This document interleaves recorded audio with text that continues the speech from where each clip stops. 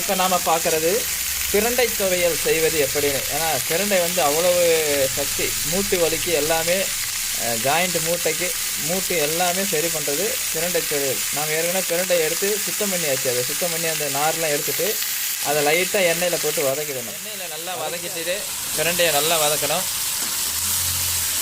வதக்கிட்டு நாம் ஏற்கனவே இங்கே வதக்கி வச்சுருக்கிற பூண்டு, இஞ்சி, காஞ்ச மிளகா, மிளகு இது எல்லாமே நம்ம ஏற்கனவே வதக்கி வச்சுருக்கிறோம் எண்ணெயில். இப்போ ரெண்டுத்தையும் வதக்கி வச்சுட்டு இதை ஆற விட்டுட்டு தக்காளி வேணாலும் சேர்த்துக்கலாம், இல்லை புளி கொஞ்சம் நிறையா சேர்க்கணும். அப்போ தான் அந்த விறுவிறுப்பு இருக்காது, பிரண்டை துவையல் நல்லா இருக்கும். பிரண்டை சாப்பிட்டா மூட்டு வலி எல்லா வலியும் சரியாயிடும். நல்லா வதங்கிடுச்சு. இப்போ நம்ம தக்காளியும் போட்டு அதில் கொஞ்சம் லைட்டாக எண்ணெயில் வதக்கிடணும். அது மட்டும் இல்லை, கொஞ்சம் புளியும் அதில் போட்டுருங்க. இப்போ வந்து நல்லா ஆறிடுச்சு. நம்ம அதை மிக்சியில் போட்டு அரைக்க வேண்டியது தான். தேவையான அளவு கொஞ்சம் உப்பும் போட்டுக்கலாம்.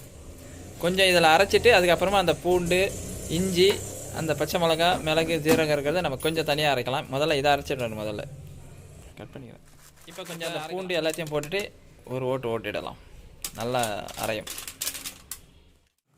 இப்போ பாருங்கள், அரைச்சாச்சு. ஆனால் நிறையா தண்ணி விடக்கூடாது, கொஞ்சமாக தான். ஏன்னா நம்ம செய்கிறது இப்போ வந்து பிரண்டை துவையல், அதனால் நிறையா தண்ணி ஊற்றிடக்கூடாது, கொஞ்சமான தண்ணி ஊற்றி அரைக்கணும். பிரண்டை துவையலை நாம் மிக்சியில் அரைச்சாச்சு. இப்போ நாம் அதை நல்லெண்ணெயில் ஊற்றி தான் வதக்கணும்.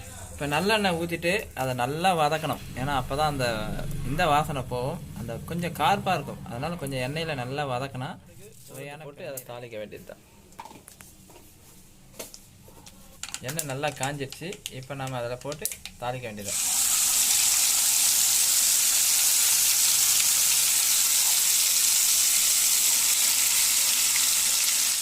எண்ணெயில் வதங்கி சுவையான பிரண்டை துவையல் நமக்கு ரெடி ஆகிடுச்சு. அதை அடுத்து தனியாக டப்பாவில் வச்சு கை வைக்காமல் யூஸ் பண்ணிங்கன்னா ஒரு வாரத்துக்கு கூட யூஸ் பண்ணலாம்.